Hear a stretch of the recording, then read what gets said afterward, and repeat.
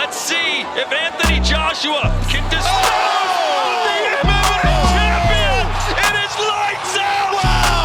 Anthony Joshua. Oh, right hand. Oh, boy. Out. Problema.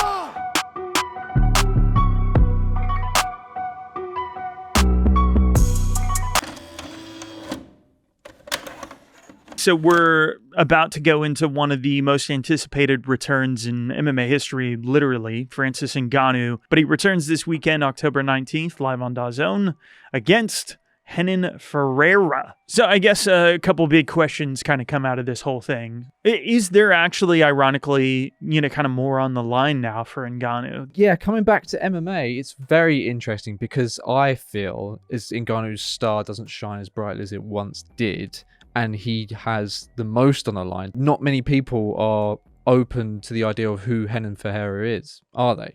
So it's like there's a lot for Renan on this fight because he beats a guy who's kind of made a name for himself in the public eye now. However, for Ngannou, if he loses again to this guy in the PFL, that's not going to look great for him, is it? Is there just that much steam lost off of Anthony Joshua? I think so. I think because Tyson Fury come under a lot of criticism that Tyson kind of is cherry picking his opponents and he's not actually fighting the best guys. He's beating guys that we all feel like he can easily beat. Whether that's true or not, like I said, heavyweight boxing, yada, yada, yada. The point is that Ngannou impressed us all and we was all very impressed with that. But then when he fought Joshua, who was on a tear of fighting guys who looked better than ever, come back rejuvenated, he dealt with him so quickly. For me, we talk about the last time we saw Ngannou, and what was it, 2.5 years, you said? But how long did we see him before that? Because there was a big delay before that Gane fight. And when that Gane fight happened, it was his worst performance. He looked like he was injured, and he was injured. He ended up having to use his wrestling. Nothing wrong with that. It was a hard-fought fight. But that is even more further removed from the knockout KO artist we used to know. And as far as I was concerned, one of the reasons he was going to boxing is because his knees are completely shot. I don't know if he's had stem cells or he just needed some time off and he's recovered and that's not going to be an issue, but he was already deteriorating towards the end of that UFC run. In my opinion, maybe he needed some more time. Maybe he's sorted those things out. I don't know. It throws a lot of questions in my mind. The Tyson Fury fight undoubtedly gave him a ton of confidence, but then that's immediately been removed at the same time he was removed from his consciousness. One thing I will say as well, though, when you look at Renan Ferreira and you look at Anthony Joshua, no disrespect to Renan Ferreira, but Anthony Joshua is, in terms of talent and achievement, he's miles ahead of what Ferreira was able to achieve or has achieved so far. So the quality of opponent, in my opinion, is much less compared to what he's faced recently. And he got knocked out in that fight. But you also get a ton of experience when you get in there with these incredibly technical boxers and strikers. Renan Ferreira is a very mysterious puzzle in MMA because we've seen him absolutely flatline people and we've seen him look terrible and just get crumpled. And if Ngannou wrestles, this could be nothing like the fight that some people think it's going to be. And we could see a grappling match, which Ngannou might win quite handily. There's a lot of unknowns in this one, which I do like about it. But I think it's a bit strange to say the Gane fight was his worst performance, considering he was literally fighting. I mean, that is a really great question to ask. Is he coming into this fight not only coming off a knockout loss, but does he still have shot knees? That is a great question. Like, what does that look like? But I would push back on that. I would say that's actually arguably more impressive. That he took down a really scary guy. I would say it showed a lot of heart. And it showed the will of a champion, but I wouldn't say it's a particularly impressive performance. I think from seeing Gane's ability to deal with John Jones... You wouldn't say that's impressive. No, I wouldn't say it was... If you went out there and smoked Gane in stand-up, which, Gane's the stand-up guy, everyone loves his stand-up. If he did that, that would be impressive to me. If he takes the guy down that we see John Jones just handle like nothing... And that's the thing as well. John came out and fought the same guy and dealt with him in a minute. I fully appreciate anyone that comes into a championship level fight with an injury and still wins. It's something to uphold as your will to fight and be a champion. And let's stop. No, this is ridiculous. Like, he was on his but last... it wasn't impressive performance. No. He laid on him for rounds. It was incredibly impressive. This is ridiculous. He was on the last fight of his UFC contract. There was so much riding on this. Like, that's not about his performance. Of course it is. The entire reason he went in with banged up knees is because he was going to get his contract extended if he didn't accept the fight. That's true. Because that's the problem with UFC contracts, and one of the things that he was fighting is the way it works is, oh, well, we offered you a fight and you didn't accept it, so then we have the opportunity to then extend your contract. There was a sunset clause on it, which he was then able to activate because he did fight. So he fought through like unbelievable circumstances. Won pretty handedly, I would say. Like, it was a pretty, clear decision, unanimous across the board. The fact that he went through all that, risked all that against all those things makes it more impressive. It's like, it's not John Jones going in there 100% healthy in his forte of taking somebody down and choking him out. It's him going against what he's best at to take him down. All of that stuff obviously affected his performance, his ability to perform, which I think there's going to be a lot of fans out there who aren't going to know all the backstory and are going to look at that and be like, he looks shit. I saw him destroy Stipe in the rematch and now he can't land a punch. Where's my knockout artist one punch king gone, So what is this, like, goldfish level memory here? What is this? Like, we forgot that he was injured, and so therefore we graded as if he was totally healthy? Well, I mean, but that's the last time we saw him. He might still be having those same issues. They might be unrecoverable, like it's... Right, yeah, and I do acknowledge that. The assumption is that he doesn't have those issues. Hopefully, that's the yeah. assumption. Yeah. But, I mean, if we're just to isolate that one performance with everything he had on the line, the fact that he took those risks and still came out on top, that's what makes it impressive. If he would have lost, so like I was saying about the extending the contract, he would have been fucked. Yeah. Because then, True. do you think Tyson Fury would have boxed him? No. Probably not. No. There would have been zero interest because the idea is he was boxing the heavyweight UFC champion of the world. Everything that we're seeing now has been basically unlocked with all of that he went through to win that fight. But then when you look at it on paper, you're asking to bank on a version of Ngannou that's now, 4 years old? When was that when was the second Stipe fight? Baby. Well, When was- 2.5, but so the Stipe fight, that was about that's 4 what years. I mean. Yeah. So, for some people, they're probably going to look at it like that going in. And if that is the last, I mean, that's a long time. What is he? Who's going to look at it like that? I don't know. What hypothetical person are we talking about here? That's the last time I saw him. 4 years is a Do long time. you think that? 4 years is a Do long you time. think that? Do I think he's going to look like the Stipe fight? Or do I think he's going to look like the Gane fight? I don't know.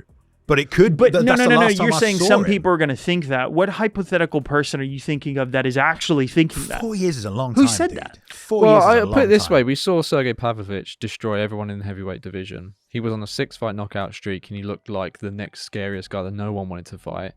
And then he gets knocked out by Tom Aspinall, comes back and has an incredibly timid performance against Volkov, who traditionally is the guy you kind of beat on your way up, who you would think Sergey could easily beat. Like, it changes people when you get knocked out that bad. And something you brought up before is that Ngannou's chin used to be really good, and it's something you could always rely on. That's and true. like in the Stipe fight, especially, he would just eat Stipe's shots and it wouldn't bother him. Like that like darting back in punch that Stipe throws, Ngannou just took it and just then knocked him out with his own left hook. So now he's been compromised to the point where he got rocked badly and then fully unconscious on the mat. Is that going to affect his performance? And with his injury, his knees might be good enough to where he can walk around comfortably and he can box and he can sort of move around fine. But can he kick? Can he wrestle? Can he do jiu-jitsu with, knees? In the state, we don't know. But I mean, we've seen people come back from that injury time and again. The question is, though, because it was both legs, how well did he really rehab it? All those kind of things. But it used to be a career-ending injury a few decades ago, but it seems to be quite mundane. ACL surgeries. It's just something that's done now. Yeah, I would like to assume that he's healthy and ready for the fight, and it's not, I promised I would fight in the PFL and I haven't yet. Like, I'm going to lean more towards I'm ready to go now, finally, after this time. You mentioned he got knocked out. I don't put too much stock on the Anthony Joshua loss just because that's Anthony Joshua. I know Joshua just lost, Such a but vast he's experience. so different to Renan Ferreira and what the guy's capable of. The only X factor really is the chaos of MMA and the knees and the front kicks. And we've seen Renan, he's got a little bit of jiu-jitsu off his back as well. So I don't know if he'll use that. But from a stylistic perspective, I think the dangers that Joshua possessed are very present in this fight as well. Because we had a little look at the footage back there and I showed you that booming straight right that Joshua landed twice, although I think the second one was more of like a ducking hook, but it was still off the back right. is the same shot that Renan Ferreira has been knocking all these people out. Ryan Bader, Maurice Green, Stuart Austin. It's that long back right hand that goes right down the middle, and that's exactly how we saw Ngannou get caught in his last fight. It's so hard to scale these guys in the PFL on their level of talent. Yeah. And that's the thing, Ngannou, this is really important, coming back to the main question, it's really important that Ngannou does win this, because you've got people like Aspinall now, who's the current interim champion, saying you're no longer elite. You're not proving anything. So it's like, it's really on Ngannou to go out there and make a statement to show people against the odds, against his age, that he still is the guy, Yeah. Everyone's always said that if you're not in the UFC, you're a scrub, right? Yeah. Michael Chandler, you're going to get knocked out immediately by Dan Hooker. And I know he's had kind of a mixed career, but he's also in his late 30s. He's like 38 now. And it is kind of funny to see that in this case. Immediately, we're already having this conversation. It's like, well, you're not in the UFC anymore, so you're fighting lower tier competition. The wrinkle to that, though, is, I don't know how good Renan Ferreira is. He did beat Ryan Bader. That's great. But no one really has ever considered Ryan Bader a true heavyweight. They've always considered him a light heavyweight, and he said his fights were easier at heavyweight than they ever were at light heavyweight. So shows the level of competition at heavyweight in Bellator. That's pretty bad. That's the problem. I mean, but it's not great in the UFC right now either. No. We already talked about that. It's basically Aspinall and Jones, and he already beat Miocic. So one thing I think people might underestimate as well, in my opinion, I look at Francis Ngannou, and definitely if you look at his early career, you might just think he's a slugger and a brawler, but especially that latter half, especially when he started to work with Nixick, he's quite an intelligent fighter. I think he's got quite a good IQ in there, especially that second Stipe fight. He was making all the right reads, the patient Ngannou stance, switching, doing great. If I'm Ngannou, I'm just taking Renan Ferreira down straight away. If you watch tape on Ferreira, he gets put on his back. He hasn't got a lot of answers. We've seen him TKO'd against the cage. Ngannou doesn't need to stand at neutral range and wait for these massive shots from the outside. With the reach advantage, he should just take this guy down. Yeah, especially with a guy that's actually like longer than bigger than you. Yeah, that's Ngannou's world, is I'm going to sit here where I'm bigger than most people and then blitz forward and knock you out. But that's going to play right into Ferreira's game if he fights like that. And I don't think he's going to fight like that. I think he's smarter than that.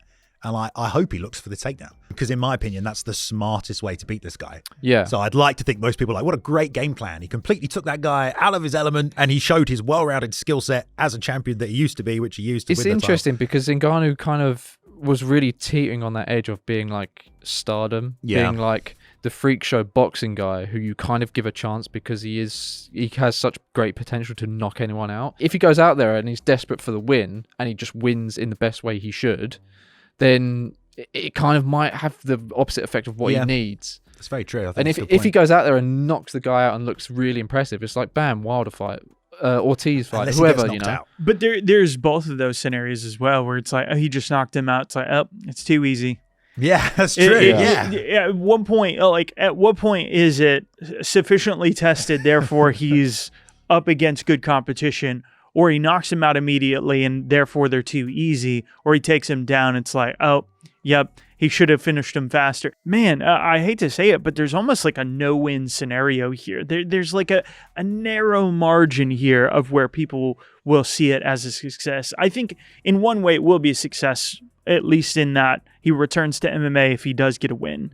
He returns to MMA successfully. So that's one thing. Yeah, he's kind of made a rod for his own back, hasn't he? We're trying to reach that stardom that I was touching on. It's like he kind of needs to treat everything as the big show now. It's like everything has to be like, he needs to knock him out and do an Alex Pereira and be like, like, come on, guys. Yeah. I'm the lineal guy. We can ask people to like literally comment and say like, what would you be impressed by, right? I think that's a good question. Like, I would like people to tell us, like, what would you be impressed by from Ngannou? Is it like a 60-second knockout, or will you just be like, nah, Ferreira's shit, because he did technically lose those 3 fights in a row if 2 of them got overturned, Well, if Ferreira wins, he gets the lineal title as well, which is kind of a crazy thing that it will be in PFL, right? It does really legitimize a guy to, like, who's still regarded as, one of the top guys in the world.